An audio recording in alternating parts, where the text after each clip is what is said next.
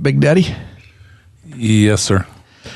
So here's the deal. I just want to get your take on this. First of all, Oscar tried, he was taking a leak at the urinal after lunch, and he just wants some loving. Louie wants some loving. So, you know, there's different ways to, you know, control the meat, so to speak, when you're taking a leak. It's all how you hold the meat. And how you wrangle the snake. It is. Now, you know, there's different ways. Big Daddy, I'm curious, you're what you are. But we need to label the 3 ways. I will. Okay. There's only 3? Well, that I found. That we came up with today. That I've created. Yes. Yeah. Yes. Well, they're the ones that I've done in my life. All right. Now. Okay, this is the longest I've ever heard you try to explain something Just without telling me what it is. Give it time. It'll be worth it. Well, I said it's about holding your meat when you take a leak. So Oscar has really, he's developing as a human being.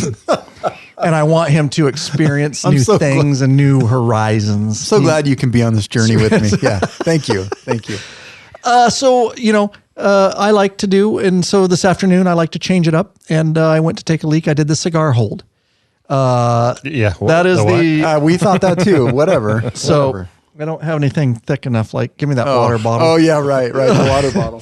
Here, wait, I got a pencil. This is how I got a pencil. This coffee mug is. So this is the cigar hold. Okay. And I just hold it right there, hold the meat, and take a leak. Okay.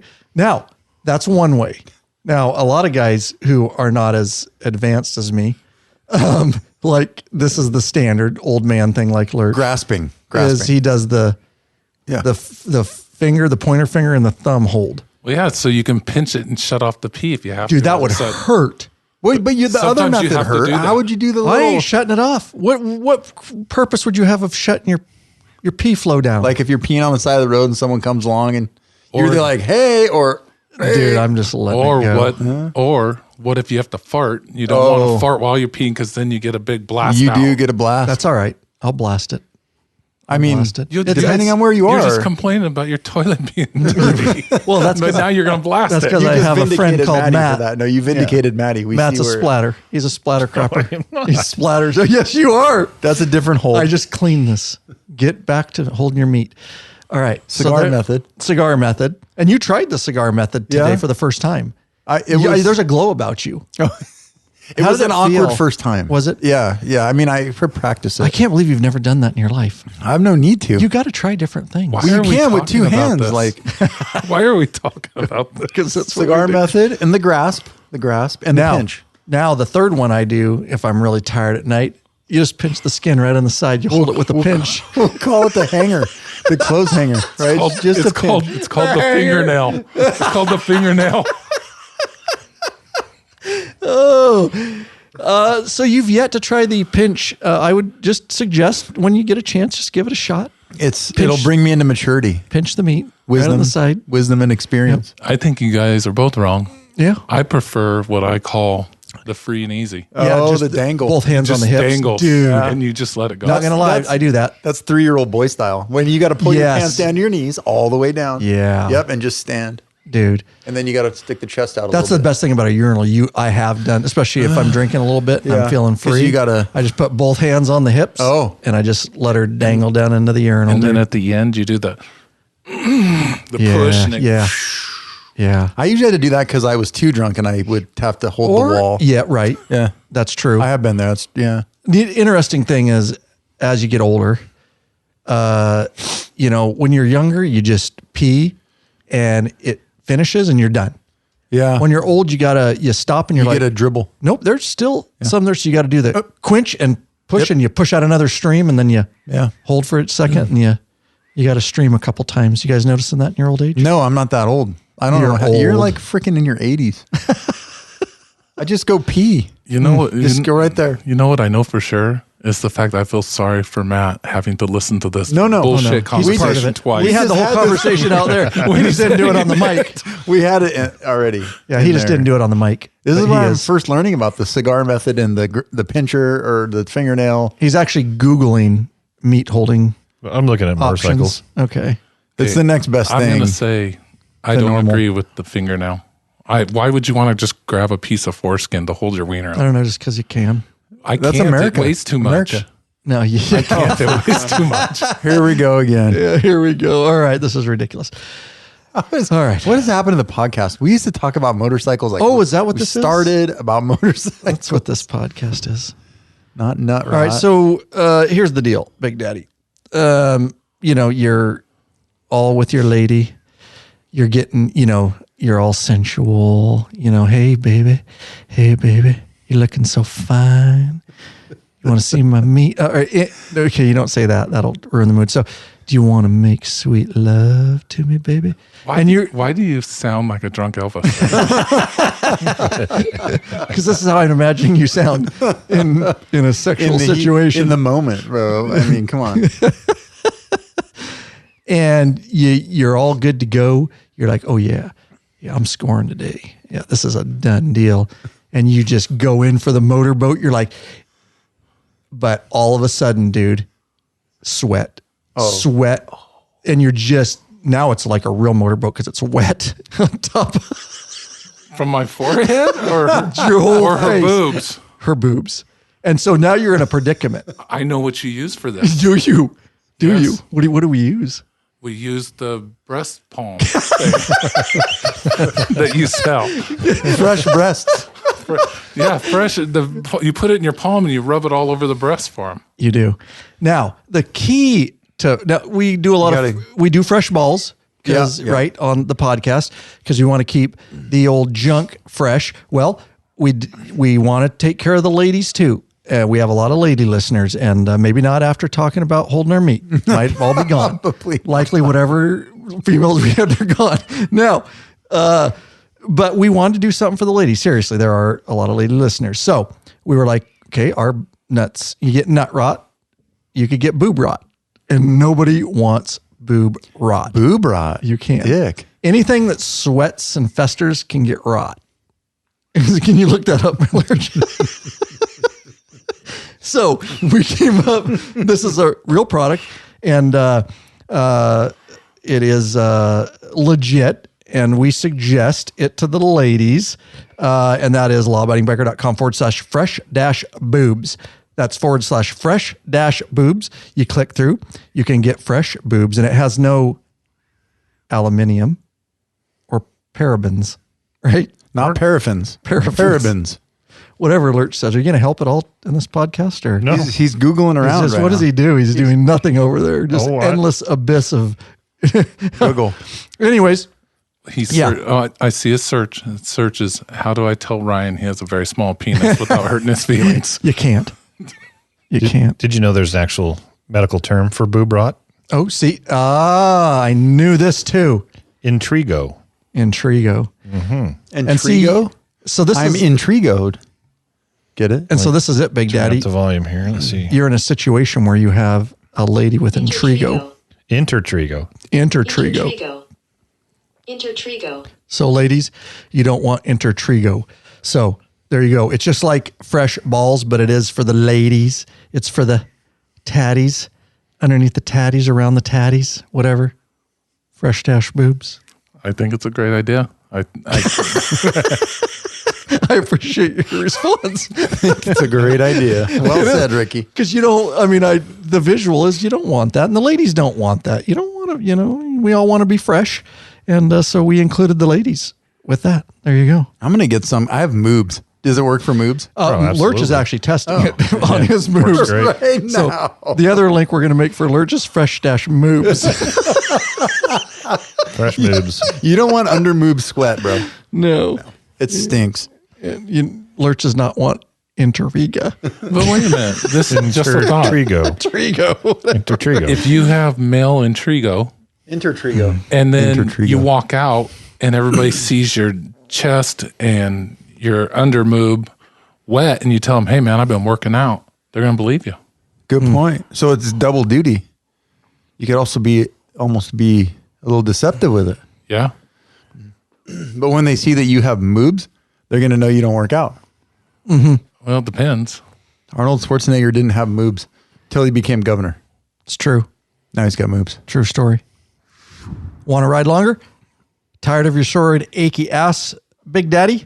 Ow. Then fix it with a high-quality butt buffer seat cushion.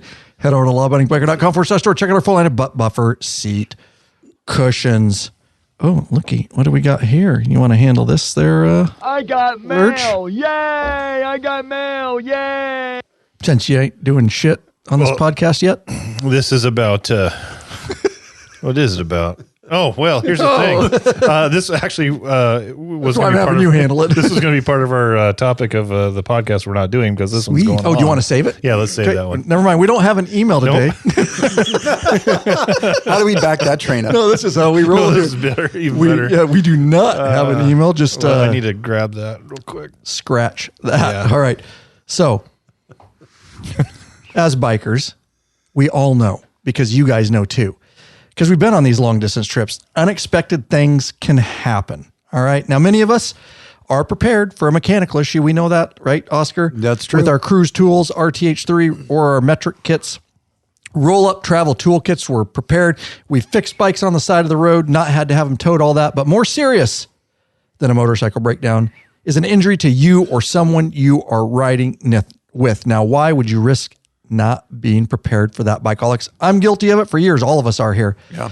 For whatever reason, we didn't ride with first aid kits. It's ridiculous. We're all first responders. Dumbest thing in the world, but life gets busy and it's not going to happen to us, right? Well, we've fixed that. And for a long time, we had been asked for a first aid biker tested, biker approved, just what you need. Well, we did it. That's why we brought it right. We brought the Law Abiding Biker First Aid and Trauma Kit right to the Law Abiding Biker store. We sell the bejesus out of those. And if you didn't know, that's a lot. That is a lot. Bejesus is a lot. Is that like We've looked it up willy-nilly before. No, it's not anything like willy-nilly. Oh, No, willy-nilly, you're missing the point of willy-nilly. I'm stuck on willy-nilly You a little are. bit. Yeah. Yeah. It's okay. I'll get on with it. It's the bejesus. And so we appreciate everybody purchasing them. The reason is we've given you no reason not to prepare with this small and easily stowable biker prepared first aid kit. Now, we actually thought this out, guys, to make sure it had the necessities. My biggest thing when we were looking into these is I didn't want it to be overdone because a lot of people overdo stuff, whether it's with anything you do, right? And we have limited space. So this kit, we decided, comes with everything you need, such as a plethora of different size bandages, gauze, compression dressing, medical tape, latex gloves, whistle, scissors, rescue blanket, and most importantly, a military tourniquet that can save a life. If you guys don't know how to use a tourniquet, take you about 2 minutes to learn. And literally, there's so much more out there now with law enforcement, first responders, motorcyclists. There's no reason you shouldn't have a tourniquet. That's going to be that major trauma. And that's the one that you can really save a life with. All these items, it's awesome. They're inside a very tightly packed tactical nylon MOLLE bag measuring only 8x4x4. Best of all is that, you know, our design kit is biker approved because it has our name right on the outside of the kit. This is not something you should have with you at all times, but a must have at all times. Get the Law Abiding Biker First Aid and Trauma Kit right in the Law Abiding Biker store. Hey, if you end up using it, if you're still alive, make sure you drop us a line and let us know that it saved your life. Good to add that on there. Good. Yeah. Because if they were dead, they wouldn't be able to send us a note. Thanks for getting that. It's a really good kit. I remember the first time that I saw this kit, and I liked it so much, it was almost as good as my wife slapped me on the butt and pouring ranch dressing all over me. Wow. Ranch. Wow. All over. I mean, Can I ask why not blue cheese? oh, I like fresh blue cheese. I don't like the dressing. Yeah, really? Yeah. Okay. You could go lighter with a, a vinaigrette. oh, yeah. A little more refined. Yeah, a vinaigrette. You just want this thick old ranch. Thick. Like in a 5-gallon bucket. This is why we have these guys over. See, there you go. Didn't know that about you, Ricky. I'm glad I know that now. I will say I am glad too. I'm going to sleep better knowing that I'm going to have nightmares of him licking ranch off you. Why is that a nightmare, bro? Come on. That's not right. Oh, here's the deal. Once you use Rick Rack, you'll never go back. The ultimate motorcycle luggage rack solution. Forget those messy straps and bungee cords. Go strapless with the Rick Rack quick attach luggage system and quality bag. Head over to lawabidingbiker.com/store. Get hooked up now. I was literally, as I'm reading that, visualizing Big Daddy licking ranch off Oscar. I got totally sidetracked. I'm like, why did I do that? You were living that one too, or you were right in the middle of it. God, I mean, that's a nasty visual. Vinaigrette I can handle, but the ranch, I can't do the right ranch. Out of the beard. I mean, it's... Hey, Bikeaholics, 03D has a wide variety of innovative products for your Harley-Davidson and a brand new line for the all-new Honda Goldwing named Gold Strike. I like gold. Top quality, affordable chrome lighting and comfort products. Zero Gold Strike are the motorcycle LED lighting innovators for CAN bus plug-and-play system compatibility. Head over to lawabidingbiker.com/store. Check out our full line of Zero 3D products. And we're always adding more. And remember, if we don't have it listed in our store yet, we can still get it for you. So just hit us up over at the contact form, lawabidingbiker.com/store, and you can, we will get it ordered, get it shipped to you. And by doing it through us, you are supporting us. And we thank you so very much for that. Not to interrupt, Ryan, but What I want one of those now. the Expo. Bottle of ranch dressing. That too. Wait till you see this car, bike, whatever it is. Is it even really a car? It's a lowered side-by-side. It's got four wheels, man. It looks like a McLaren. Oh, it's a GT. Ooh. We're looking at car porn. Well, I was looking at KTM's, well, not KTM's, but Pierre Mobility website. Is that the Moco then? Yeah, that's who owns all KTM, Husqvarna, Gas. What's Fecht? Felt. It's their bicycles. Oh. But I'm like, KTM's making a car? Oh, they are. Yeah. I'm not looking at what you're looking at. So. Oh my God. That's interesting. the Expo, right? It's the most beautiful thing I've. Like a road car? Yeah. Or the road? It looks like a those McLaren. slingshots. You know the slingshots? Oh. No, it's better than that. It's a real car? It's got four wheels with a KTM, probably 1290 or 1390 motor in it. So it's a It looks toy like car. a McLaren. It's a slingshot. Sorry, I didn't mean. Yeah, Interesting. Looks Now like a we're all fancy off slingshot. track. Sorry, I didn't mean to get us off track. We were, Oh, really? We were well off track already. Starting yesterday, actually. We weren't even here yet and we were off track. Let's do this.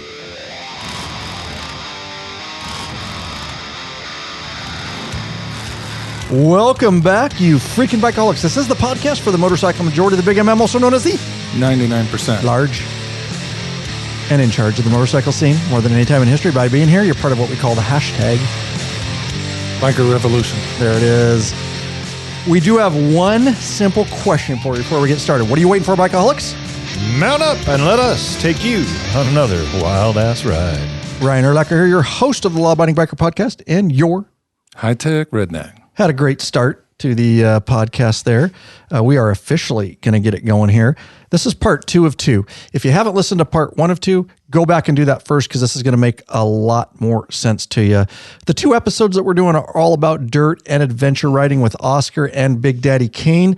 They're in the studio here. We just took a break between the episodes, had lunch, and we're back in the studio here. The first one was live video broadcast and chat with our beloved patron members, and this one's just recorded. But don't forget, patron members, either way, this is going to be within a couple days uploaded to the back end of your patron account. So make sure you're always checking for content in your patron accounts that you have access to.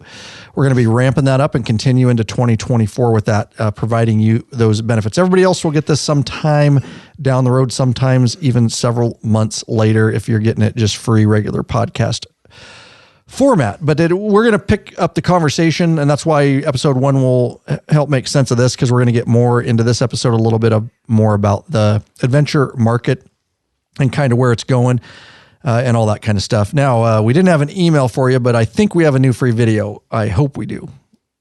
Nope, we don't have that either. So we're just Oh, there it is. I see it. What are you talking about? The new free video we're announcing this podcast is how to install Zero Fang lower fairing lights. Install and review. The link is in the show notes below. Yep. We put those on Oscar's bike. They are awesome. Like, I really did not know if I would like them, and I really like them. I like the light output a lot. Yeah, I do. They really give some dimension to the front of your bike. And I think they're a great look. And of course, if you buy from us, you go to our lawabidingbiker.com/store.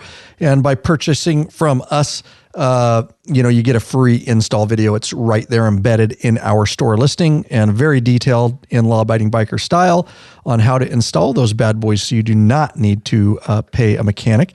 You can save your money. And with that savings, you can come right back to the store and buy your next product from us. There you go, guys.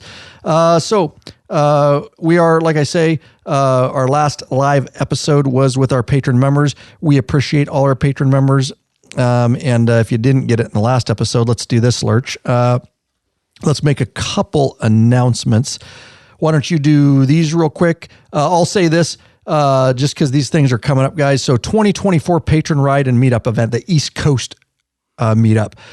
Russell Roberts is organizing that. We are riding his coattails. The lab crew will be there. We'll be in the midst of our East Coast motorcycle or club motorcycle trip, but one day we will be at that meetup event. You can get to that for the details. I'm not going to give any more. We did a podcast, episode 352. I have a video out on it.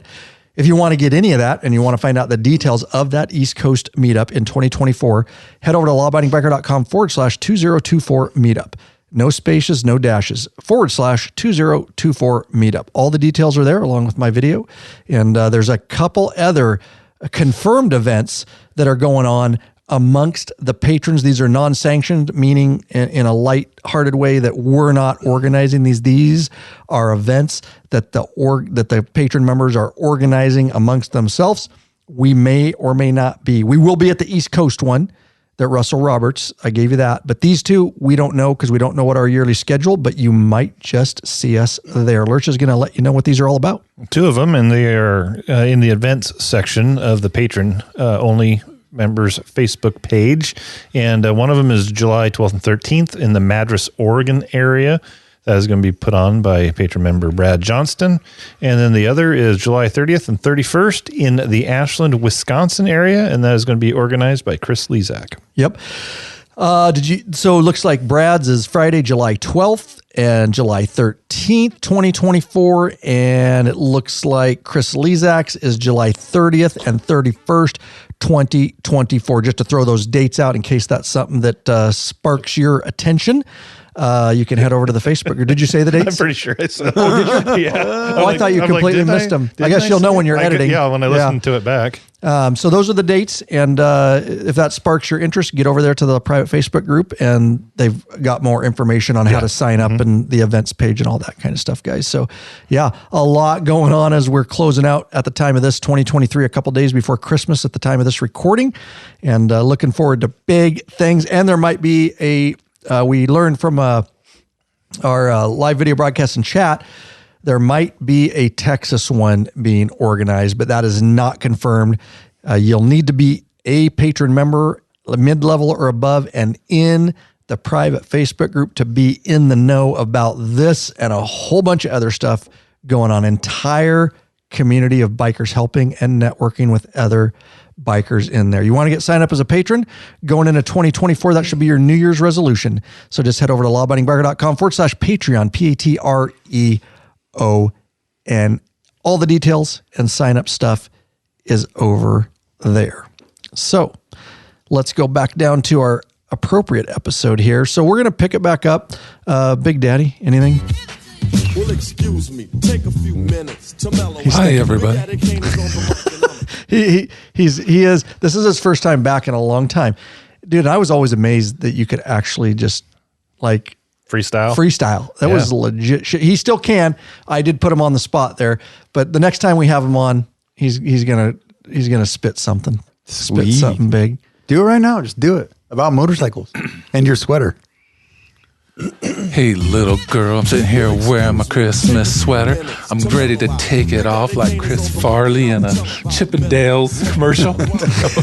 Big Daddy. Stupid. I need time to prepare. You do. I don't feel like that rhymed, but it was good. Yeah, the rhythm was good. It's more than I can do. I'm not gonna lie to you. Me too. Okay, how about this one? Okay, here we go.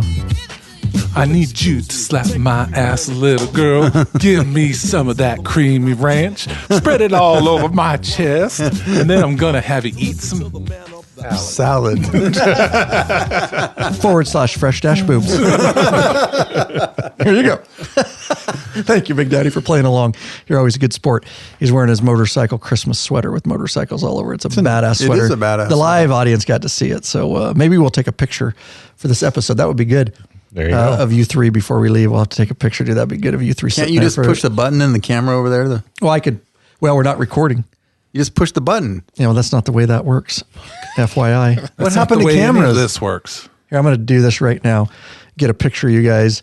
This is great audio. And so I'm holding up my phone, and I'm going to try it. Hang on a sec. I'm going to get... That kind of hurts my back. You can use this for the thumbnail, Lurch. Ready? And 1 and 2 and 3. Yeah, that'll be the thumbnail. I'll send that to you. That'll be a good episode thumbnail. I need a chiropractor now. Be careful over there. So we're going to pick it back up here. Oh, Oscar, of course, back in this. So good to have you guys here.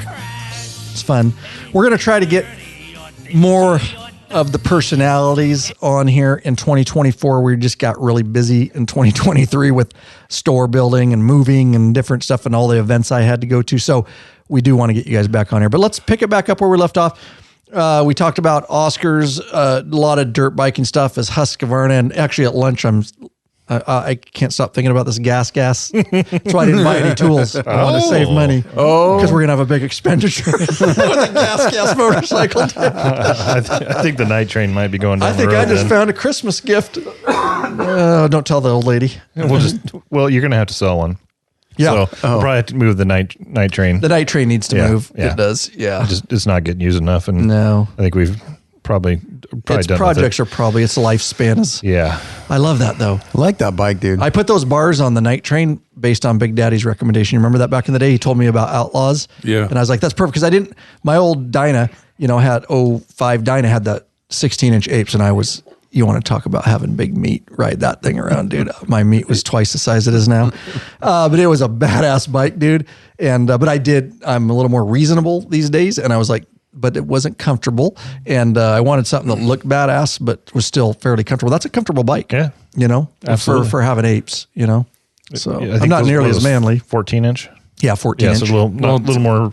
It's all based on the front end. The wide That's guys right. have the wider. Yep. Have the wider triple tree on it, so you can go with a wider bar going out. But on the soft tails, That's it's right. the smaller. So I had actually used a set of those on a V rod that I'd put some apes on and custom made some cables and stuff. So it just as soon as you said that, you sent me. I was like, no, you need to get these Outlaws because they're more true. narrow. It's a totally better look, and I would have never thought I would have went something with really wider. But yeah, that's a good point. Is they're narrower? Yeah, so they just give it a really cool look. But anyways, back to dirt bikes. Tell me a little bit. I want to start with this Big Daddy. Big Daddy, I know this is news. He bought a bike. Just settle down. Sum it down now. Okay. But he bought a Morton salt bike. Norton? Is it Norton? Okay. Norton. Morton sounds Here's good, the deal. though. And no, it's a badass bike. I want to talk about it.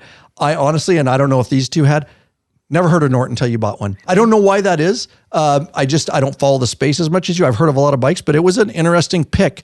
I know a little bit more about it. So tell us about this Norton that you bought and all about it. Norden. Norden. Sorry, I always say Norton. You're right. Norden. Had you heard of this, Lurch?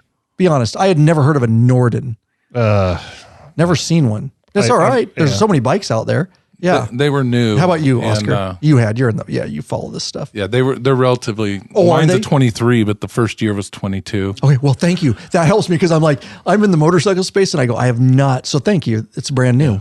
So we've already done the history of adventure bikes through all of us here. So basically I had gotten rid of my GS 850 and was using my KLR, and I was riding the KLR so much back and forth and around town. I wanted something that would be comfortable coming up here or long distance travel like we did to Randall, but I was on the GS at the time for that. And so I was looking at a KTM 890, and the Norden 901 is almost exactly based on the KTM 890. It's the same. It's basically the same frame, same motor.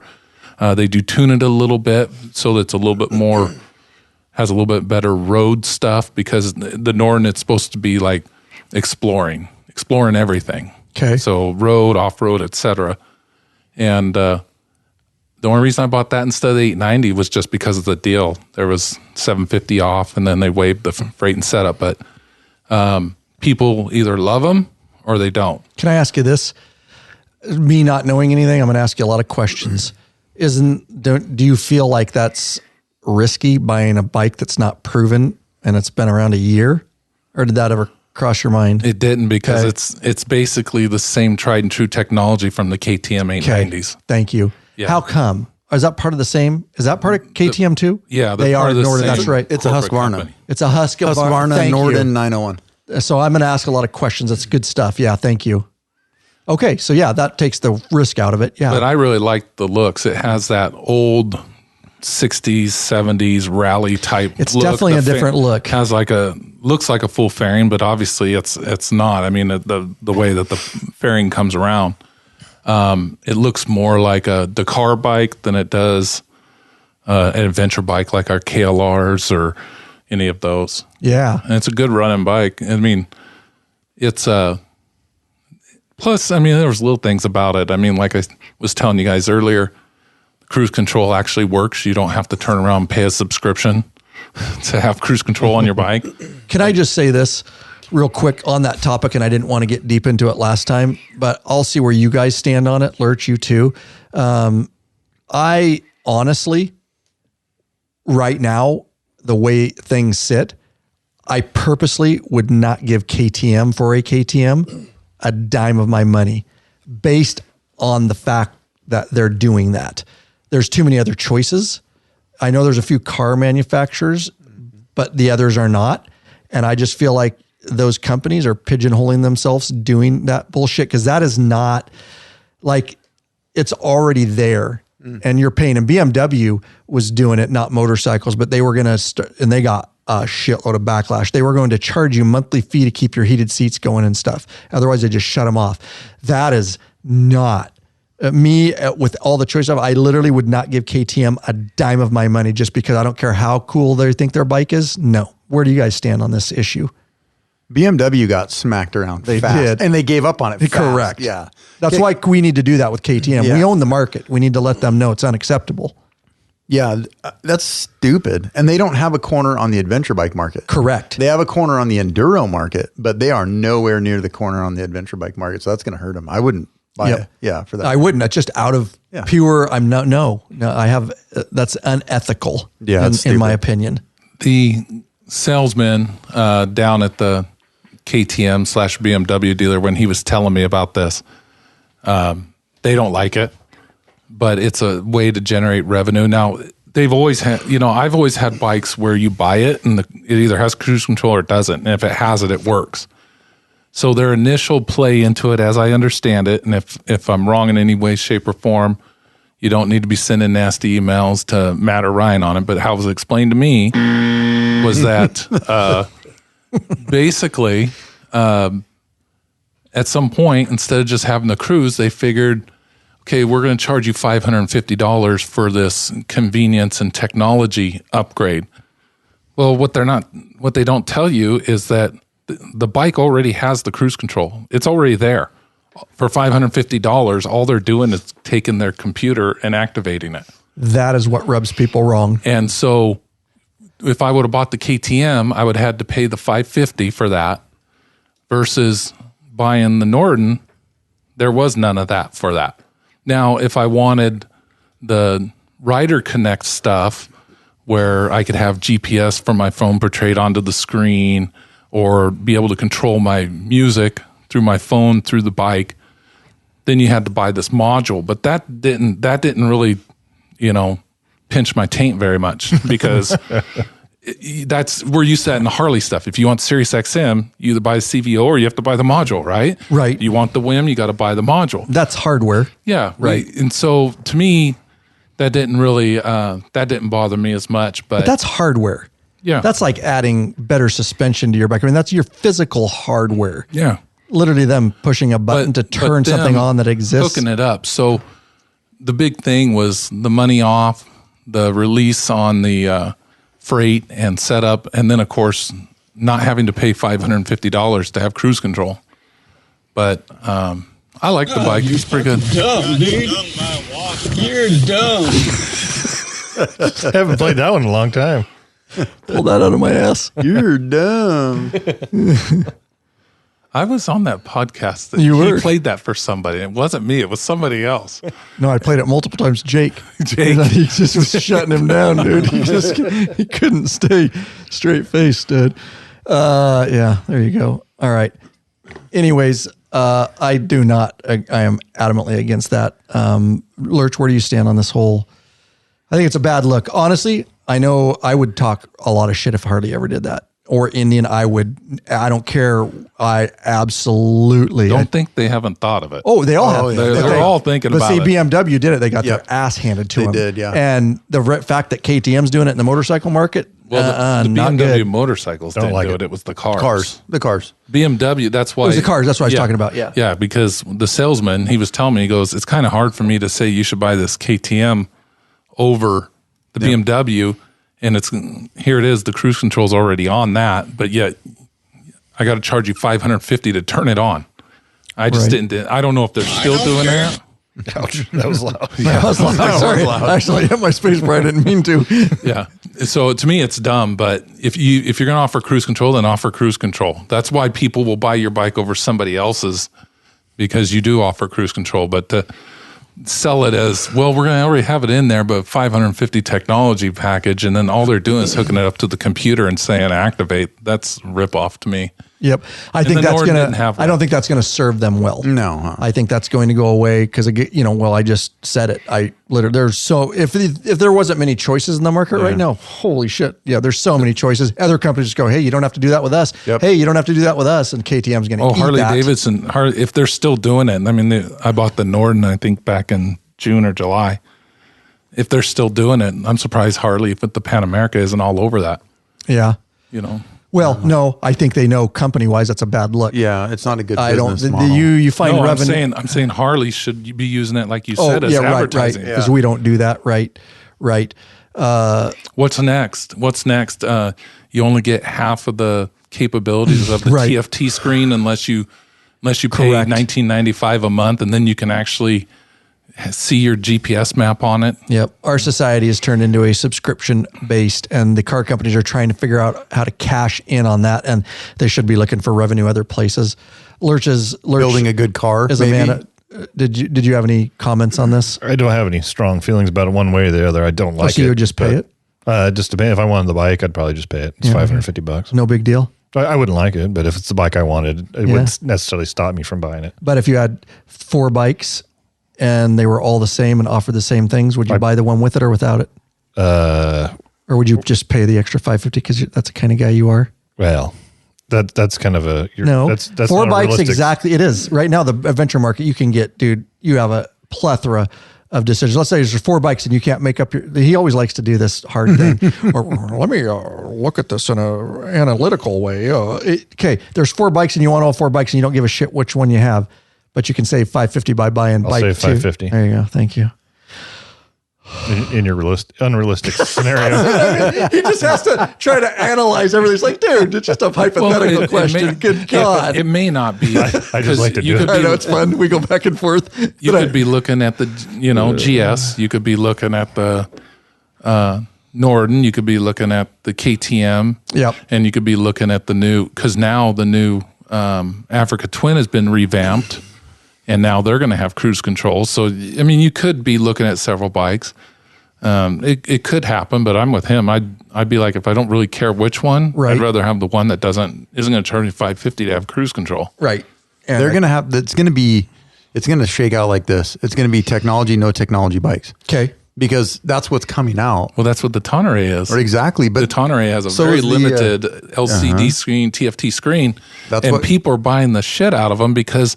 Yeah, they still have the traction controls and stuff like that, but they're simple. I mean, they're not as simple as our KLRs, but you're right. It's 100%. It's Cowie. That's why Cowie kept the KLR that way.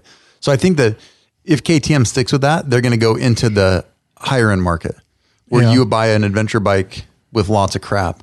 But there's a ton of people that want even the Aprilia, the Touareg is like the Tonneray where they have some features, but they're basically dirt bikes. Okay.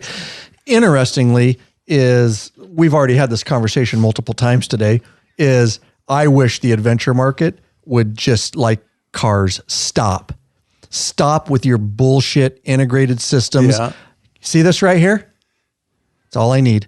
That's a plenty big screen. It does everything and more and faster than their units do. I can use Rever on here. I can use Gaia Maps. I can do all that. I can get turn by turn. I can download maps in the background. And I have a backup GPS, Garmin. I like to have redundancy, but I don't want these bullshit built in. They suck. They're always going to suck, and they're charging you for it. Yep. Just leave a space there for me to mount my own shit. I wish it sounds like some of the manufacturers, or like you say, you've got these bikes and then you've got the lower. I don't want their less system. frills.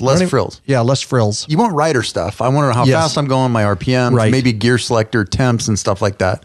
But I don't need any mapping. Yeah, there's so many map offerings. Yeah, that you can mount to your handlebars. Or like BDK, go buy a $300 Zumo XT or whatever you called it. And you can pop it off one bike, put it on another. It does. Those systems, you don't use them. They're just, and like I say, if you're going to put one, just put Apple CarPlay, because I can run all my maps, including Rever, right through Apple CarPlay on my screen. I don't know. I just think. So here's along those lines, and that's a very good thought, Ryan, because I've had a BMW that had supposed sophisticated technology that I could sync my phone to the GS, and then I could go into the GS and pop it up and Bluetooth it to my helmet. And the thought was that music, GPS, everything was going to go through the computer and screen on the BMW, and then it was going to Bluetooth it to my helmet. And I tried that 2 times, and I shut it off because it would either not connect, or it would connect and not connect. And then like on this Norden, you just go direct to your helmet. The dealer did. You're right on that. Yeah. Okay. The dealer gave me a connectivity module that it was free, so it didn't cost me anything. But normally, I think it's like $150-$200. So very Harley-esque whim. So yeah. But the idea with that is I sync my phone through the module to the deal, and so then I can go into the little say music, and then the screen just has my speed and the music, and you can forward and stuff. Which I like that idea, because that's what it's like on the Ultra on the Harley. Mm-hmm. I haven't tested it enough yet to know if it's going to be like the BMW was, because I'm going to tell you that GS 850 was a great bike, has some limitations to it, but has a lot of great things. But one of the things that drove me nuts is that here it is, I turn around, I sync everything, and then nothing is ever working. My Bluetooth isn't connecting, or it ain't doing this. So it's Indian, and it's Harley. They all do the same. And so if you're charging me for it, just leave it out, and I'll just put my own GPS on, and I'll take the music directly to my headset. Or, like I said, Apple CarPlay, game over, done. You don't have to do anything. It's already connected. You're done. A lot of times, like me, I have my phone up in my biker gripper on my handlebars anyways. I'm not actually selecting music through my boombox. I'm just scrolling on my phone, and I pick the song or playlist that I want to do. It's just, all right. I could really go down, as you guys can see, that rabbit hole about manufacturers making these, but let's move on. So what else? Did we talk about everything you want to talk about the Norden? Yeah, I don't really have nothing more to say other than I encourage you guys to give it a shot and ride it. I don't know how it's going to be off road. It seems very balanced. Yeah. You remember that? I'll take it off road. Remember that company that I bought those foot pegs? ProMotion. Yes. So you still have them? Yeah, I have them on my KLR. Oh, damn it! But here's the deal: I bought another set. They came out with a 1.5-inch drop kit for the Norden KTMs. Because they actually are a little bit even more up than that. So I bought a set of those for that thing too. So now my seating position is really relaxed. I really like it. See, and that's where they need to freaking put the money into. The seating position makes a huge difference. And these bikes are made for freaking dudes that are 5'10", 150. Me, right. So I love it. Everything's made for me. Jeans, shirts, motorcycles, cars. Yeah, Matthew can't get shit. Dildos. But even... where'd that come from? Whoa. We forgot about that part. But I put drop pegs and a tall seat on my Husky, and it made a world of difference. Yeah. And it was like a 3/4 of an inch difference, but put that in, make the bikes modular so Matt can buy one and not have to spend thousands of dollars making it. Yeah, you should be able to go, if they really want to just sell the bejesus out of these things, you should be able to go in there and they'll be like, here's the bike, this is what you're paying for it, this is your choice. Do you want the standard seat or do you want the tall seat? Right. Okay. And then why not develop when you're making the bike where you can just take 2 bolts out and you can move them instead of having to buy brand new pegs. Like Pan America. Yeah, you just turn around. Amazing, they did that. You take the pegs out and you just put it in the lower slots and then you're done. Oh, pegs. You know, why don't they do those things? You know what I'm saying? I think there will. As it more, I mean, you know, Harley made that seat, whether you're a tall rider, a medium rider, or a short rider, you can move that seat around, which is a really nice. I wish. Yeah. There was other adjustments too. No, it seems like there was. I think the pegs Oh, did you're right. adjust. They did. You could roll Oh, that's right. You can. Yeah. So, you know, Harley's ahead of everybody on that avenue. You know what I mean? As far as Norden doesn't have it with the pegs, so I had to buy those motion pegs. Oh, yeah. But one thing I did like about the Norden, and I told Matt about this, on the clamps on the triple tree, they give you 3 positions to put the bars. So you can basically undo the clamps on the top and you can choose to have it the furthest away from you or super close to you. That I thought was pretty Did you move innovative. them? Yes. Would you move them forward? Yeah. How'd you like it? It's good. It's better. But the Norden, for a stock seat, that Norden seat is like exceptional. And you can either mount it in the low or the high mode. If you want to be picky, here's a picky part. When you look at all the pictures of Norden, there's a yellow or a blue stripe on the seat, and it flows with the body, right? What's your bike, Norden? What? I'm going to pull a picture. Norden 901. No, or Norden. Norden. Oh, am I still I spelling need right? you to start thinking like N-O-R-D. Swedish. E-N. Norden. Like a Swedish fish. Here, I've been called a Norton. A Norden commander. Oh, good, dude. All right. So you'll see in these pictures how the lines on the seat match the body. Mm-hmm. Well, if you put the seat in the upper position, and you'll see that little gap at the top of the seat that's there near the tank. Yep. If you put it in the upper position, which is more comfortable for me, because then I not only get the higher seat, but then I have the peg drop. You got more nut protection That there. yellow line doesn't match up. Now, it doesn't bother me, but I could see a lot of people visually that would have an issue with that. Interesting thing is, of all people that it would bother, I thought it would be you. No. That's the interesting thing. Okay. That yellow line on the seat being an inch higher than the body, believe it or not, does not bother me. Okay. Because it's more comfortable and it's doing a function or a job. If it was like that from the factory, regardless of the seat position, then I'd have a bigger issue with it. Right. Okay. What's this sorry, people are blowing me up on my Tinder profile here. Give me a second. The ladies just fucking blow my phone up. All right. Right. Anyways. The once men, now ladies blow your phone up. What's that one for the dudes? I wouldn't know. That's the one. That's the one that he's on. Nice try. Lurch served Well me on played, that one. Matt. Well played, bro. Nice try. Okay. So what's this weighing in at? Sorry, this bike. Oh, I don't know the specs on it. I'm going to guess probably about 500-600 pounds. Oh, really? I think it's 455. Okay. They're light. Oh, wow. Yeah, they're not real heavy. Okay. I mean, that's the trend. The 650-pound 1250s are kind of going by the wayside because why? Why would you buy a bike that heavy? It's 204 kilograms. Which is, crap. Is it 400 pounds? 460 somewhere in there. Let me do my 2.2 pounds per kilogram. Yep. Yeah. Yep. 2.2 pounds per kilo. Kilo. So if you have a little 400 pounds, like the KLR, there's no reason to go over 500. Right. I mean, there just isn't. What I will tell you about this bike, and I think the KTM was about the same because it's the same frame, but like I said, the fairing's different, but is how balanced that is. Like when you're on the KLR and you're off to the side of it, if it starts to move to the left or right, it's very top heavy. Yeah, it's going. This bike is very well balanced. You don't feel that.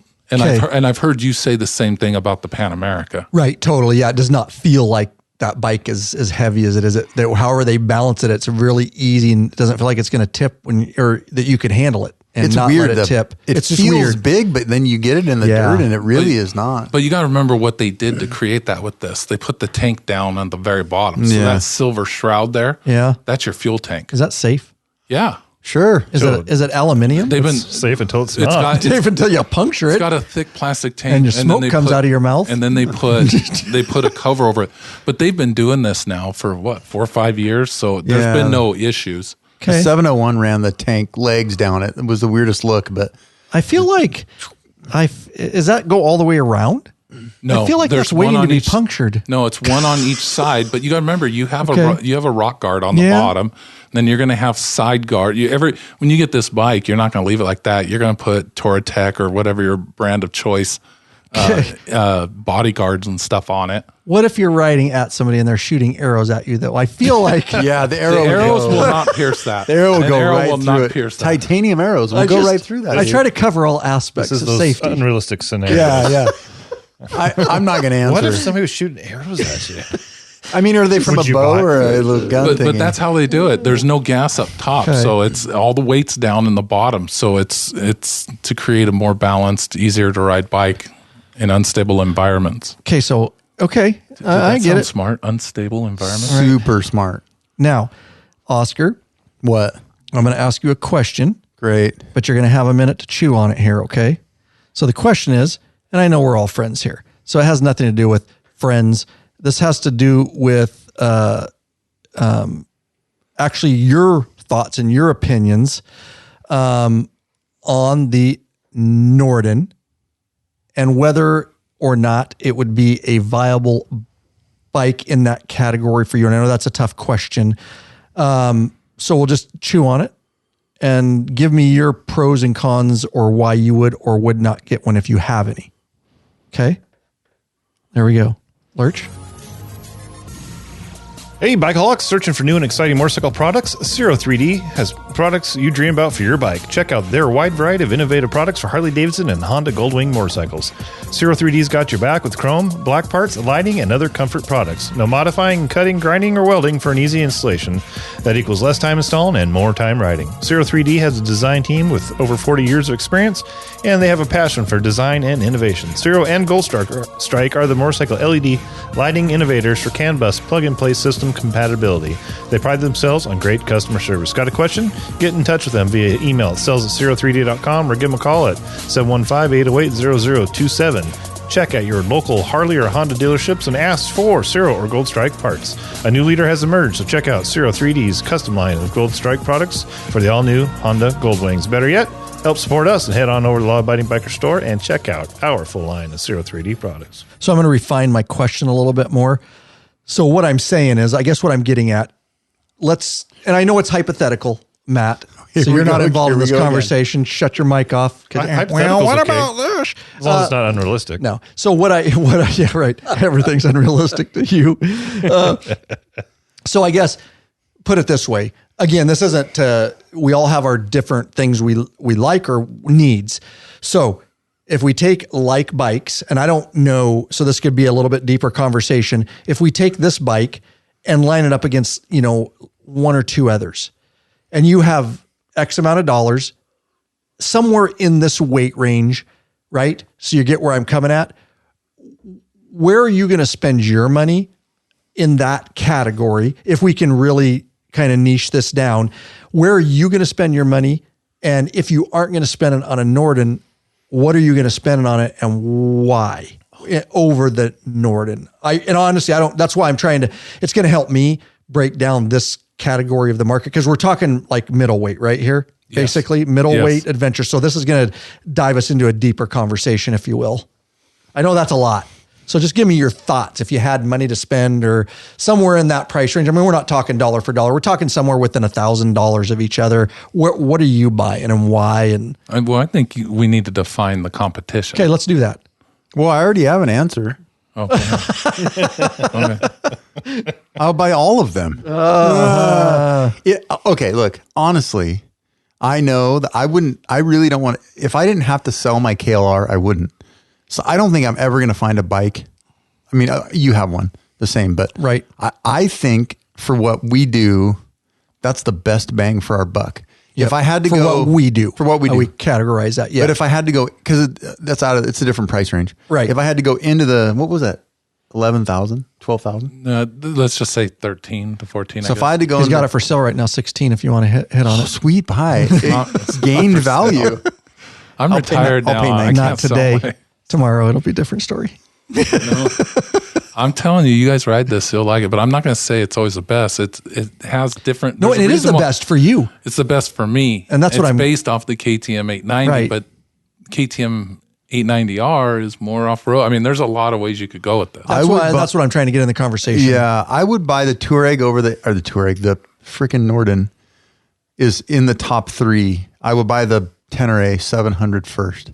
Okay, hang on. I forget. Is it Yamaha makes the Tenere? Yep. Yamaha. Especially that new one The 700? just came over from Europe. And then the more Trans rally. Okay. So I'm going to pull it up. So I appreciate that, that this is, and I've talked to you about this. So I was curious if this was going to be more your pick. And that's a $10,000 bike too. So you're getting a little cheaper. You're getting a lot of bike for the money. Well, but none of them are in the exact same category. So the Norden is a little more street worthy. Okay. Why? I mean, if you look at the Norden, how it sits a little bit lower. Hang on. Got to take a quick look at my gas gas. Okay, all right. I can't blame you. I wanted to look at it too. Dude, I really did. Write the check. Go get it. Let's get it done with. This is the problem with addictions. He's just down the road. Why did you? I'll write it for you. You're the asshole that brought it up. Well, sorry.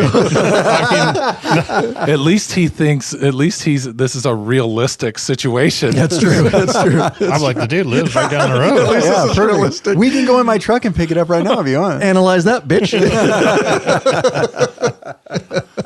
All right. Yes, we could. I'm there. Yes. Okay. Stop. Richie hasn't responded yet, but his son did, so it's ready whenever you want. Here's the deal. You think I can wheel and deal them? Just from a purely business standpoint, we've got street bikes out there to work on and film and do projects on. We've got adventure bikes, but we don't really have a dirt bike. This is true. CFO just gave me the green light, dude. And it's a 2-stroke. But CFO just gave me the green light. Yeah. But until he sees the books next month, he's like, fuck. No, you can't buy it till next year. It's going to be gone. No, This is a one-time deal, dude. he already said Ridden by a pro. You have to sell the Softail. I'm going to ride better because Rich has rode it. You might. Probably. Seriously. It's going to Or it won't run at all because you're too slow.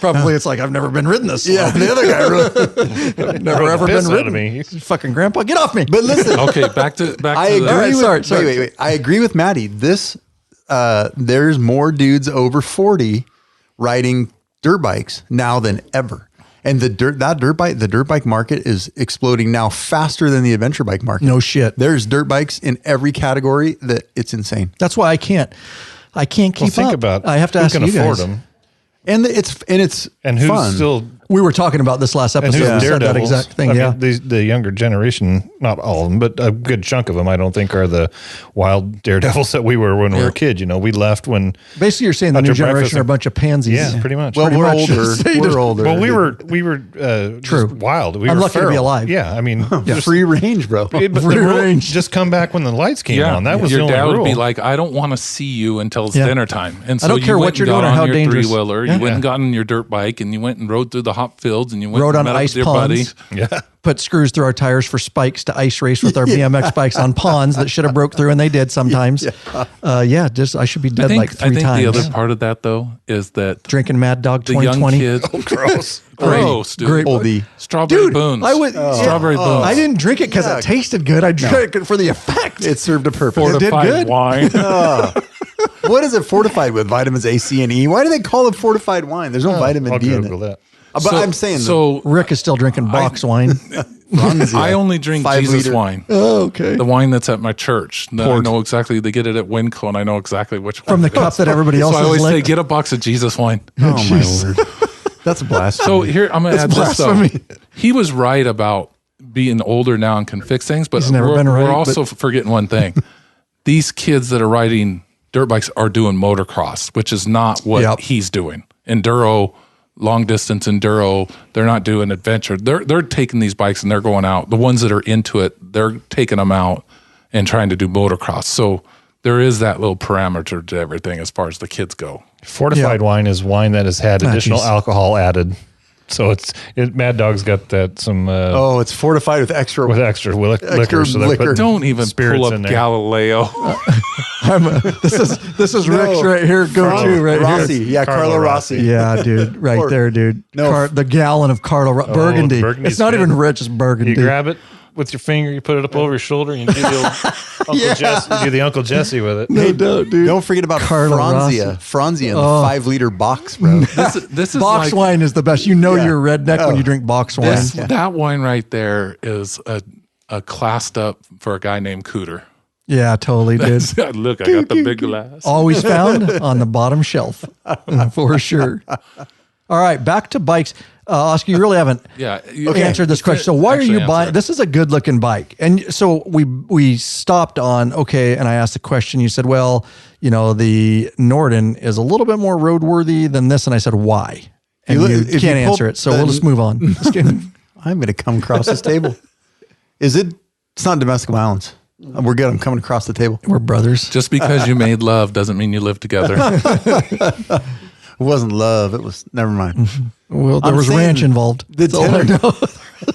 We're going to be stuck on the ranch for a while. I coated my face in a ranch. At least till 2025. I let him answer because I have a feeling he's going to say exactly what I'm going to say as far as why it's not as roadworthy. Right. It has a little more suspension travel. It's a tiny bit lighter. But, I mean, they're pretty close. I just, look, Paul Terry's rode the Tenere at Erzberg Rodeo. And it survived. Like, that's freaking impressive. Erzberg Rodeo, there's all I don't even know what that was. I thought he said Ellsberg Rodeo. I thought he was talking a different language. Yeah. You got to watch Erzberg Rodeo. The hardest enduro event in the world. It's on the hard enduro circuit worldwide. Now I know. And Polestar is, I hope I'm saying his name right, rode that bike. Everyone else is riding 2-stroke 300s. Okay. Some of them riding 450s. They're all riding dirt bikes, and this guy rode that and made it through. The Golden Erzberg. I bet Tenere signed him on. Oh, yeah. Oh, dude. Watch the YouTube. He's on YouTube, the Seeker movies. He rides it like a trials bike. Anyway, they're pretty close. I mean, the Norden kind of looks like a Tenere. The Tenere, I think, just a little more suspension travel. It's a few pounds lighter, and it's a little less technology to it. And it's a little cheaper, so I'm cheap. So here's my add to his answer, though.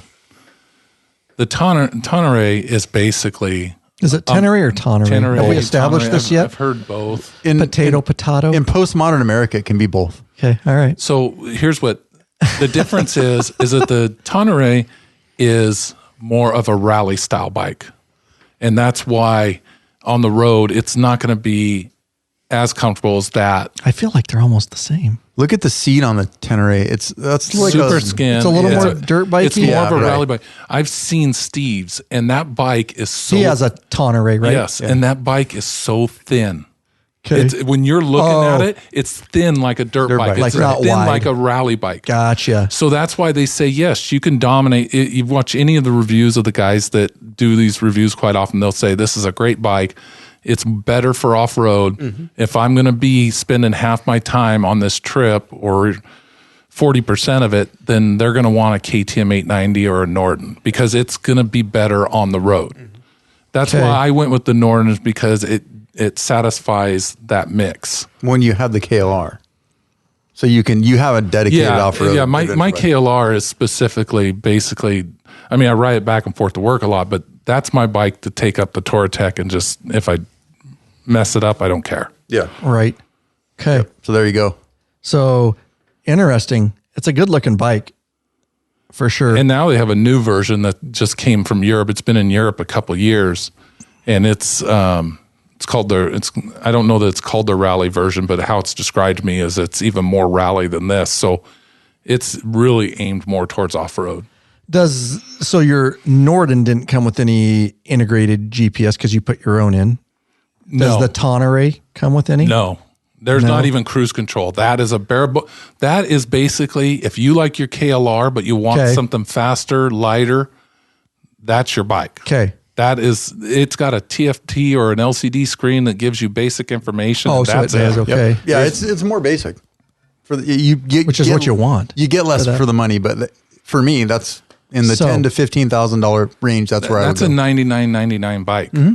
I mean, base model. Yeah, and if you look at the KLRs before they didn't, I don't think. Oh, I don't know. I think they do ride have modes. ABS. No ride modes. Traction control.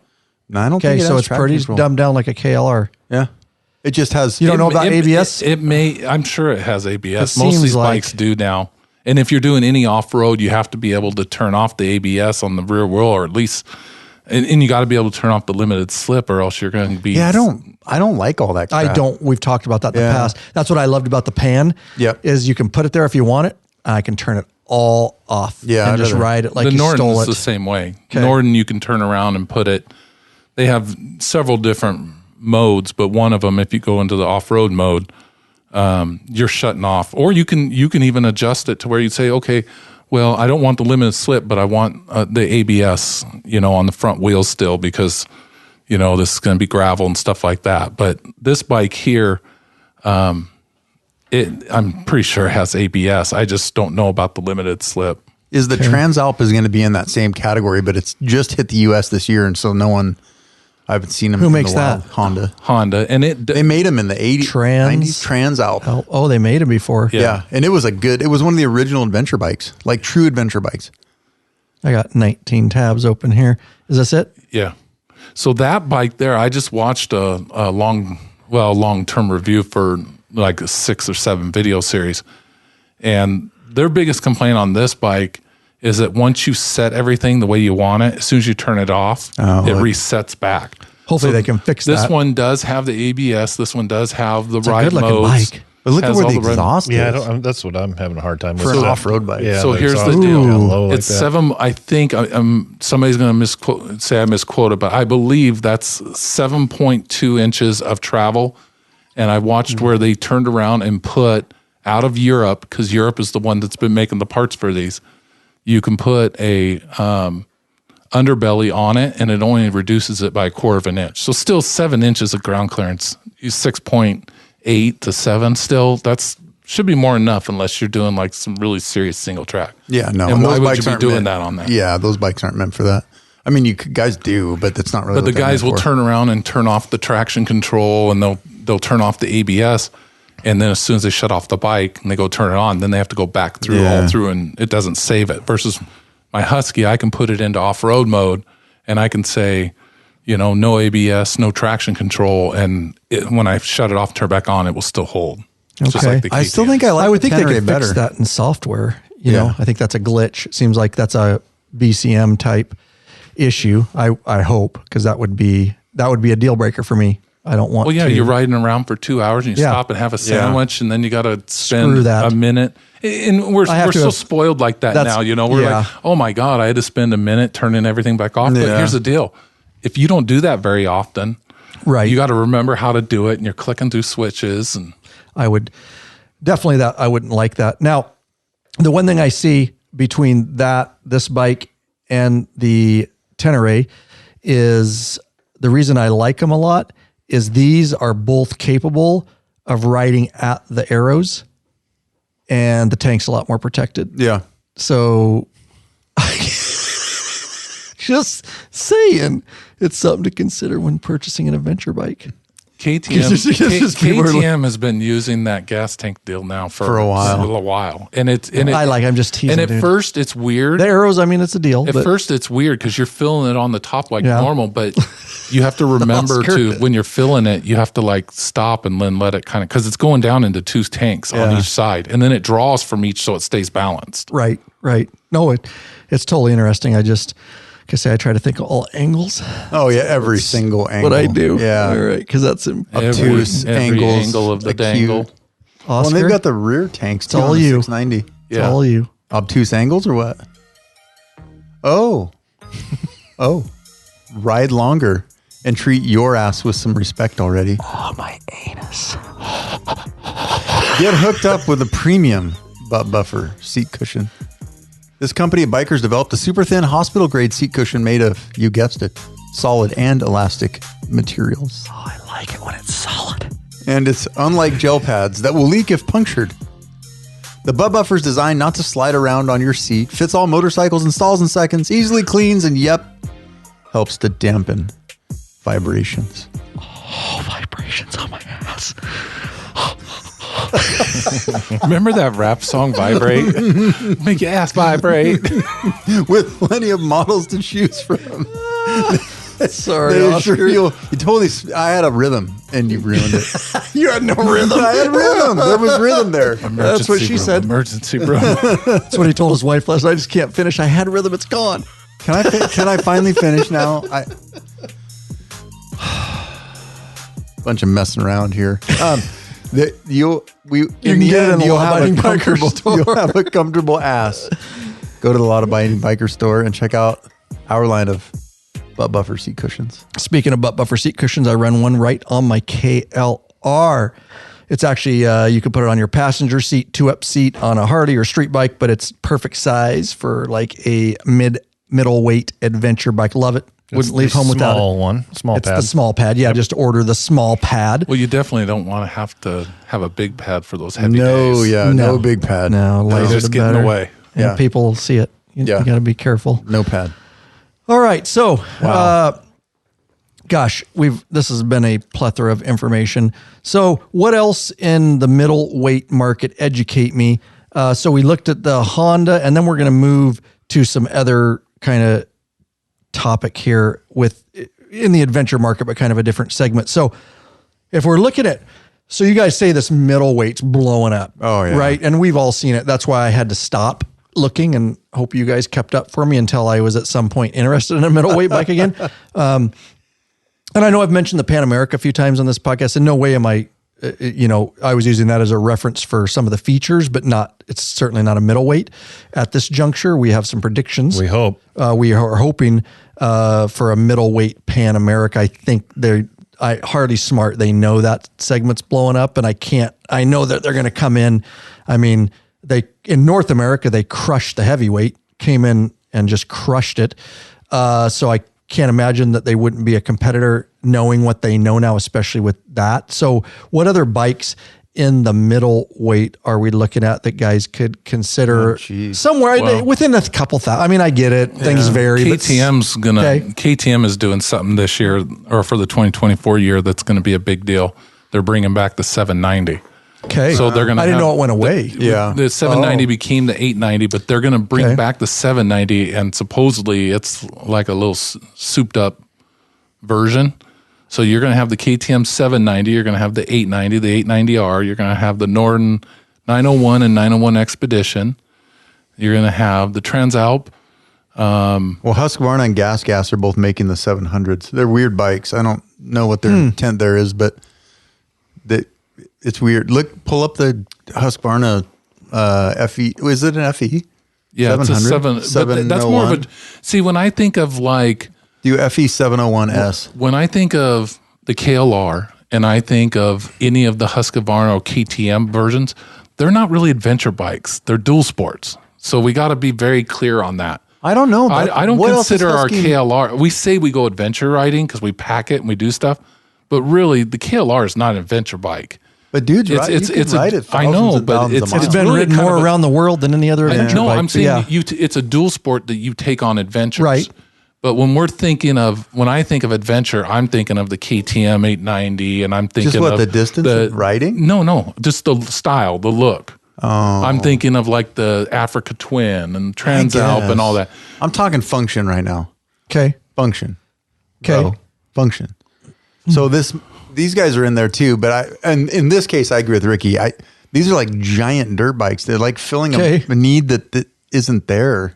Okay. Because look at the seat and stuff. How far would you really ride that? And that's what Steve told me with he put 3,000 miles in a couple months. Maybe 3 months on the Tenere. Tenere, okay. And he loves it, but he says, man, that seat gets uncomfortable because it's just a little thin seat. It's a dirt bike seat. It's a dirt bike seat. Versus not that the KLR seat like is comfortable. My KLR. Mine's a little bigger. My KLR, I put the seat concepts on and it changed everything. Yeah. You put that seat on there and it changed that whole bike. Well, I put a seat concepts on my 450. You can put they make good seats for that. But I mean, for the Tenere, the style of the bike that's a dirt bike. It is. It's a dual sport. It's a 700cc dirt bike. Why?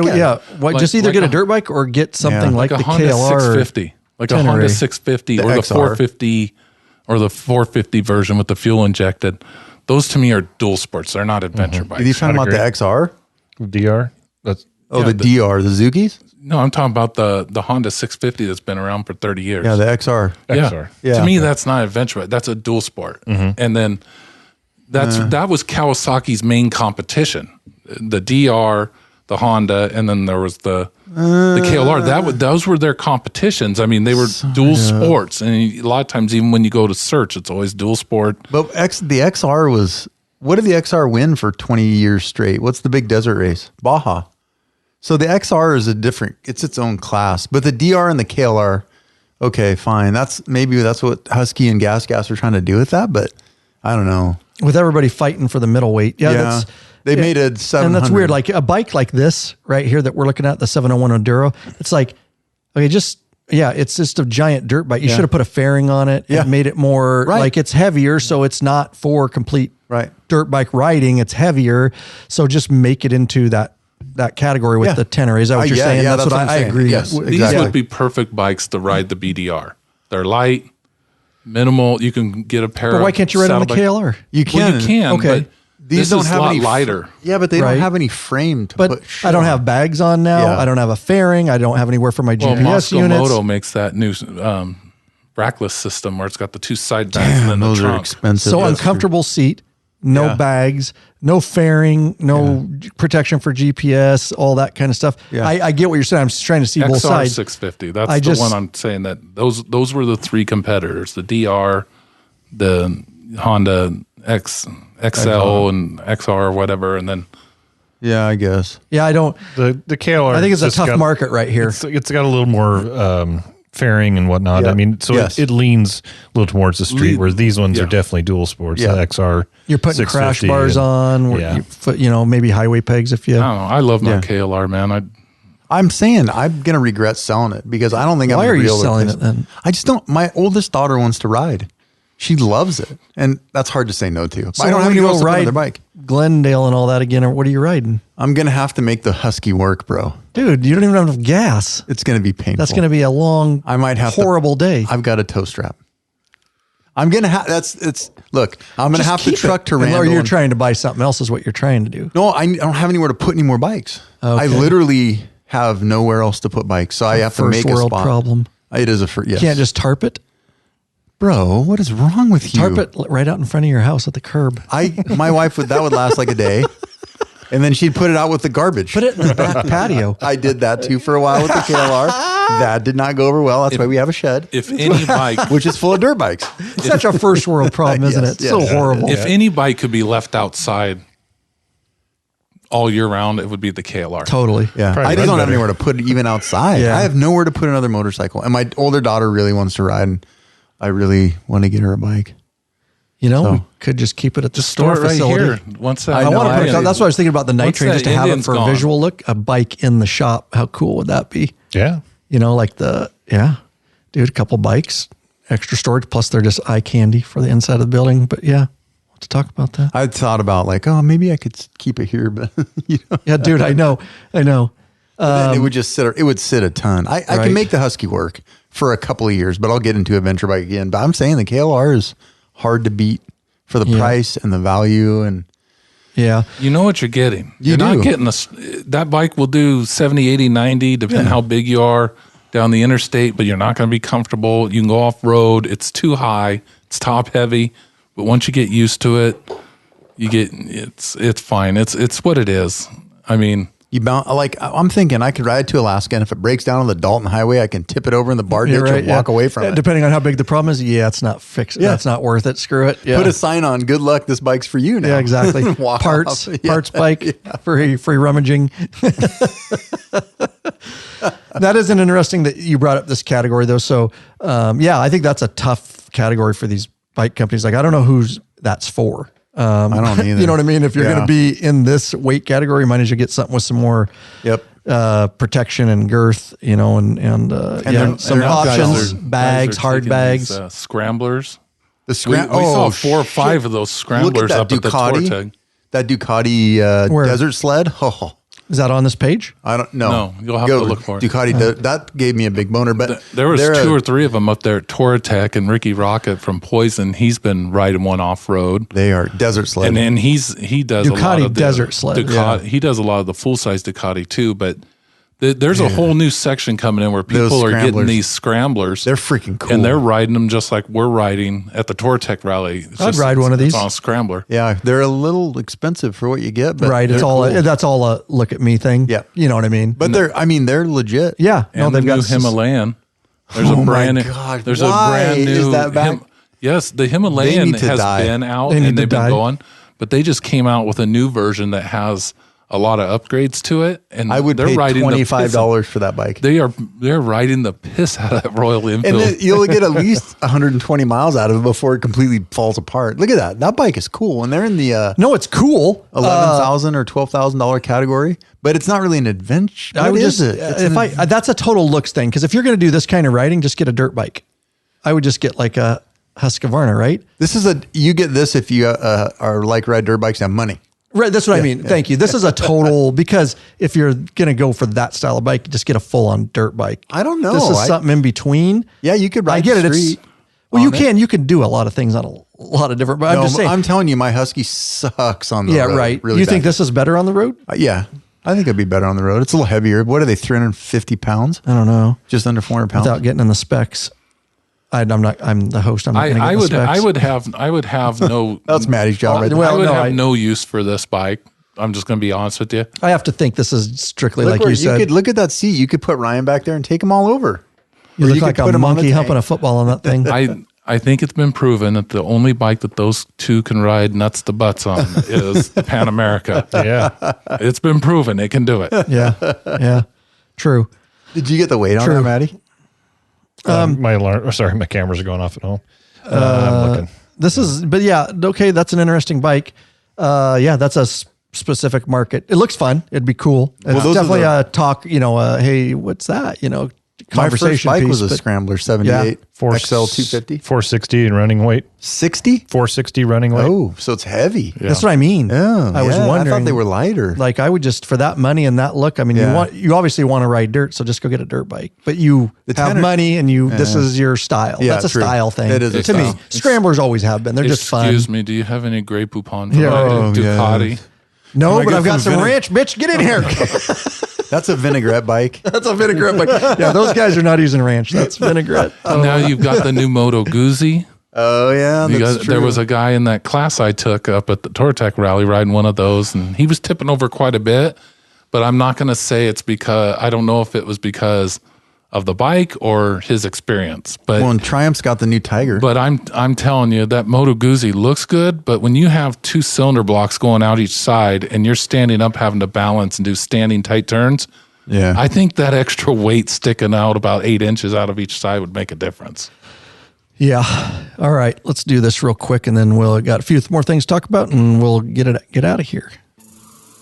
Lurch. Yeah. You want to do it? I was going to, and then you turned an accident. Music off. Okay. Are you searching for the easiest and quickest detachable luggage system for your motorcycle? Well, yes, I am. Rick Rack is just what you're looking for. Forget all those frustrating straps and bungee cords that can come loose and slap your paint. Check out one of Rick Rack's awesome quick attach strapless luggage rack systems. This father and son team designed something really special you can't find anywhere else. Yep, these guys ride so they truly understand the needs of bikers. The Rick Rack quick attach system is strong, durable, and secure with a lockable system. Also, check out their full line of quality touring bags to accompany your quick detach system. Once you use a Rick Rack, you'll never go back. What are you waiting for, bikeaholics? Head on over to Law Abiding Biker Store and check out our full line of Rick Rack systems and bags. All right. So we're going to kind of wrap it up a bit here. We could keep going, and we're already long, and I know you guys have other things to do. This could have been a 3 episode. See what I mean? I knew it because I love talking. I love picking your brain. So those are good middleweight options. We talked about a few of them there. There's just a lot of freaking options. I like a lot of what I see. That Tenere, I like the Norden is cool too. Again, I didn't know much about them before today, other than seeing pictures of yours. Again, there's going to be specifics on kind of what you want to use them for, and what kind of riding you're doing. Is there any other up and comers?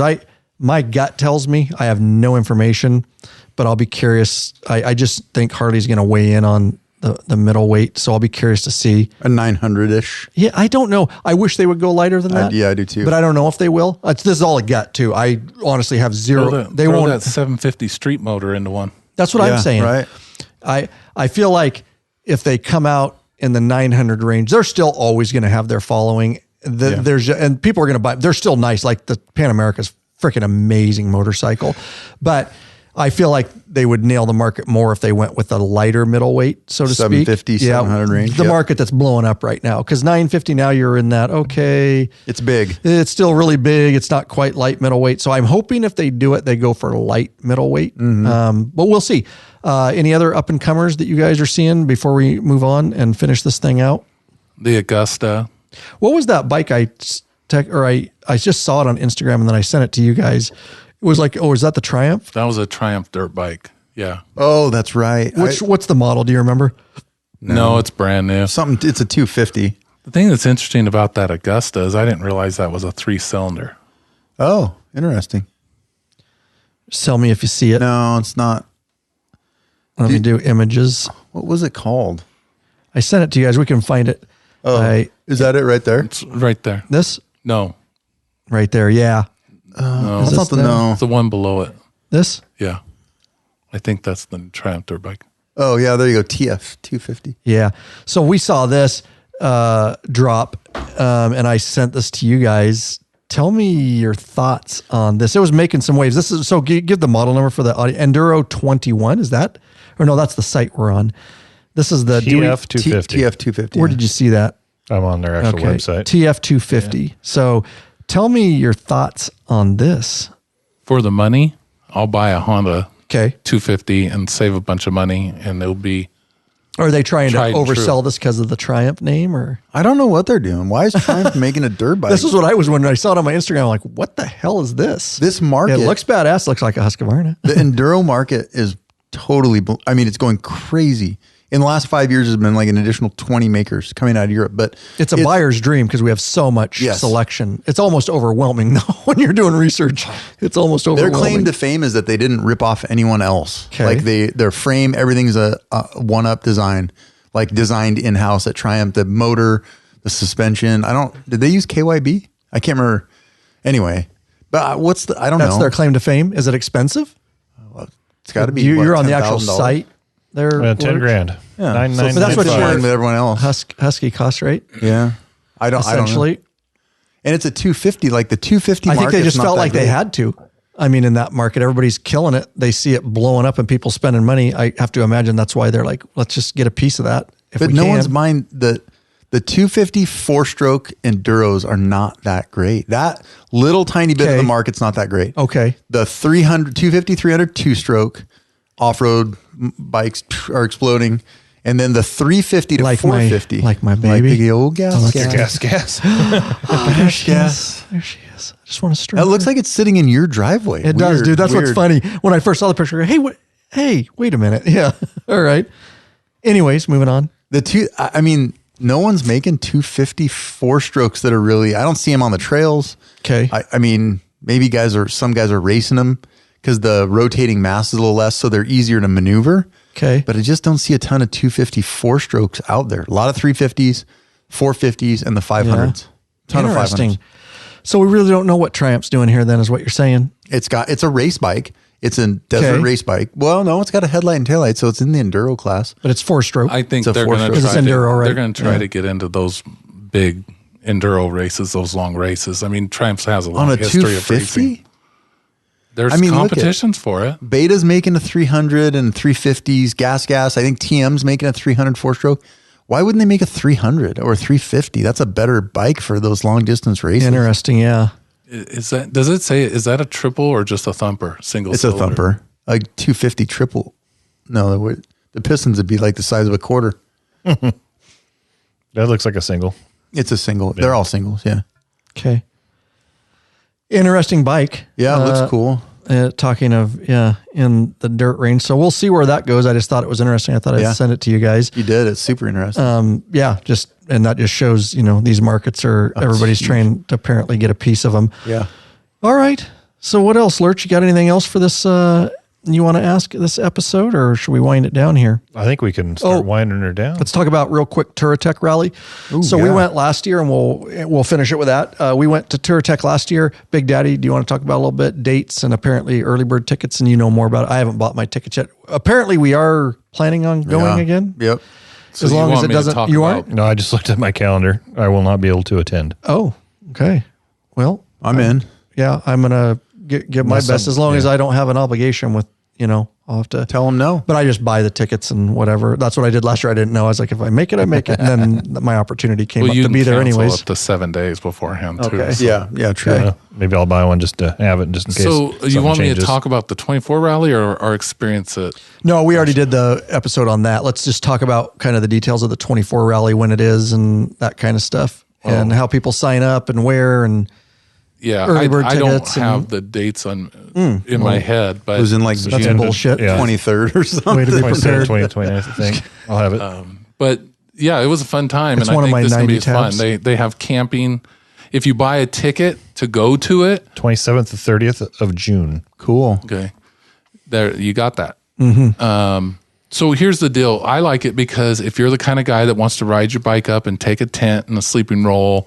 And you can literally your $120 ticket includes your camping. We looked down on those people from our mansion. So for 3 days if you have a bike like this and you just want to go out and you want to camp and you want to go do some cool riding, maybe go to Leavenworth and get some schnitzel or something like that. Schnitzel. For $120, it's a great value. I like that if you want a trailer up there, it's a halfway decent. Oh, it's the Montana on there? Yeah. It is on there. It is on there. I was able to find if you scroll out there to that corner, you can see Oscar's trailer there in that back corner. Oh, no shit. Yeah. Well, that's an actual picture. That's funny. That's an event. Yeah, that's a picture from last year's event. That's funny. But you can see how they have the campers over there. So for $120, you buy an early bird ticket and you can literally ride up there, put your tent up, and you're good to go. I like that if you want to bring like a trailer, you want to trailer your bike up there, they sell you a $120 trailer ticket in addition to your entry ticket. They have spots for RVs. It was quiet. I think it'll be fun for people if they're into this thing. The vendor section was a little light. It wasn't like you're going to Sturgis or nothing, but it was cool to see new technologies. That's where I found those pegs. Mm-hmm. They do have some food options there, or you can obviously get on your bike and go, there was a brewery right down the street from there where they were serving some food and stuff like that. Or have Lurch cook your steaks. We had Chef Lurch, bro. We that had was Chef the best Lurch part. along. Mm-hmm. But I really enjoyed it, and I'm sure this year will be the same. It's in Plain, Washington, if you guys didn't know. We had a good time. I really enjoyed it. I would say, relaxed. And if you're not into adventure, this would be the place. They've got like beginner shit, and then they've got even their advanced stuff is not even that advanced. So don't get scared of that. You can ride all the easy stuff if you want, and they've got training sessions there. They've got a lot of vendors with bikes. So if you want to try a couple different adventure bikes, this is the place to be. A lot of but I don't want people to get scared, because I think a lot of people get intimidated. Like, I am not good enough to ride. You can literally walk in this event, never have ridden. You're not going to get any shit. No. And people are going to reach out to you. Yep. And you can take a little training session in the field there. They have those courses, the little courses we watched. I took the KLR on that. That was that's right. That's interesting. Right. But this is one of my new favorite thing. I really enjoyed it. There was no drama. It's in the mountains. It was beautiful. It's beautiful. We got rained on, but that's all right. Yeah. It was chilly in the morning when you woke up, and by 10 o'clock, it was 70, 80 degrees. Yep. And you do what you want. Yep. You can just hang around campground. You can go out on what rides you want. You can pick. They're not like guided tours. Some of the vendors, if you're test riding bikes, will take you on a little guided easy tour. But basically, they give you all the routes ahead of time, and we just kind of picked the ones that we wanted to ride and win. So you do have to, if you're riding, stand. You do all the time. If you go to you the don't have outhouse, all the choices. From your trailer to the outhouse, you must stand. You have to stand. Because you're not a real adventure rider if you don't stand. If you're not apparently. standing. That's right. Got to stand in the parking lot. It was so weird to us. Just still all the time. Yes, that was weird. It's still weird. That's funny. Even Tortech on their Instagram page was making fun of it. That's that thing I sent you guys. They're making fun of it. Why are you just standing all over the campground? It's freaking cool, bro. Newbies. Jeez. Yeah. So I did see that they sent out an email recently that they are looking for people to volunteer to be leaders and sweeps and stuff like that. So maybe last year they had it and we just didn't hear about it. No, I got the email. But I'm wondering if, you're talking about the new guys. Let's say somebody picks up, a Transalp or something like that, or a KLR, and they want to go to this. Even if you haven't done a bunch of riding, they have very easy beginner routes where they're going to have people that you will just follow them. Yep. And so it's a great opportunity experience for people to find out first, do they like it? Because, it's just like Harleys. How many people buy Harleys and then they end up selling them and they never ride again? I'm sure there's same thing with this where people are going to buy a adventure bike and then they take it out or they realize they're not going to go as much as they thought they would. But this is, if they're really going to have these leaders and stuff like this on these beginner routes, that's really cool for somebody that's brand new to the sport. Yep. That's really what it's about, is just, growing the adventure community and making it accessible. They're looking for speakers too. So maybe you should. Maybe you should do a presentation. Maybe. And then show the video of you two doing 65 miles per hour. No, we were not going that fast. We were only going 62 miles an hour. Well, me and him are in the background going, no, that was the day you guys stayed back at camp that day. We're not going to crash. Yeah. We should not have been riding that day. You guys were at camp. We were just, it was free for all. We didn't have to stop, wait, nothing, just balls to the wall. Yeah. So there you go. So we will hopefully, we saw some of the lab community that are also crossover adventures. That was wild. It was awesome. They said they got it because of our getting into adventure, so they started training. They literally were honest. They're like, "That's why you got your KLR." They were hardcore too. I forget what they rode up on. It was miserable. They said, "Yeah, it was." What were they riding? Oh, what was he riding? Was he riding an Africa Twin? Yeah, because it was the Africa Twin. I could borrow it if I wanted. I'm like, I'd like to actually, because then they say it was raining real hard and I think cold. so. Yeah, they were coming over from the west side. Yep. Yeah, somebody came up from Oregon too. Some guys from Oregon. Maybe you guys didn't talk to those guys too, but they were coming up from Oregon and just bombed it up there. It was cool. You're done riding, so you go down at 6:00, and they would have like a speaker each night, and then next thing you know, you turn around and there's a keg of beer. Kegs of beer, yeah. And so you sit there and you have yourself a beer, and I found myself talking to people I didn't even know. You just sit there, and next thing you know, you're talking to them over by the beer keg, and there was a lot of similarities there. I like that the vendors were so appreciative of you being there, and they were very quick to try and answer your questions and stuff. Versus you go to Sturgis, it's kind of like, are you going to buy something? If not, get the fuck out of here. Yep. It's definitely a more relaxed. No one got shot or stabbed. Right. A lot of granola eating going on. A lot of wool. But it's cool. I'm just teasing. It's cool as hell. Don't forget that one really hot chick in the bikini that was riding behind her man. Yeah, right. And Matt was cooking shirtless every day. That was really a nice treat. It was a good thing that he had his fresh moves on. Yeah, it was good that he had the moob deodorant. Yeah. Although I don't want to see this again. The last thing it was the last night we're there, and everybody's getting a little loose and wild, and it must have been. Well, it was dark, but I think what campground was he had? We never got loose and wild. No, yeah. Well, you'll remember once I tell you. So everybody was getting a little loose and wild, and I guessing it was around 11:30, and we're all sitting around the campfire drinking a beer. You guys will remember. We're all drinking a beer, and everyone's like, I was like, "Where's BDK?" Next thing we do, we look, we turn over our shoulders. Buck naked riding reverse cowboy with one of the event coordinators. I am not want to see that again. You guys are all like, hey, I don't remember this. You should have known. I'm like, well, once you said 11:30, I'm like, I think we're in bed. We're in bed by like 8:30 every night. Hey, sometimes you got to pay to play. It's true. I just respect you for doing it. Wish I got a picture. Oh, guys, thanks so much for being here. And Big Daddy Kane, of course, Lurch here, Oscar. Thanks, guys. I know you made the trek up here. It's great to have you back on the podcast. We got a full day, 2 episodes, 1 live. This one's at an hour and 45, and the other one was like at an hour and a half. So thanks for sticking it out. I knew these would be good. We needed to do some catch up, and we could have kept going on. But I think we got a lot of information out there because we do have a lot of crossover riders now on this podcast, doing adventure and street. So hopefully that gave you some information. And if you're looking at a, new adventure bike on or dirt, maybe what you want to get or what's in the market, that kind of stuff, and why, and what you need to think about before you make a purchase. Because there's a lot. It's saturated.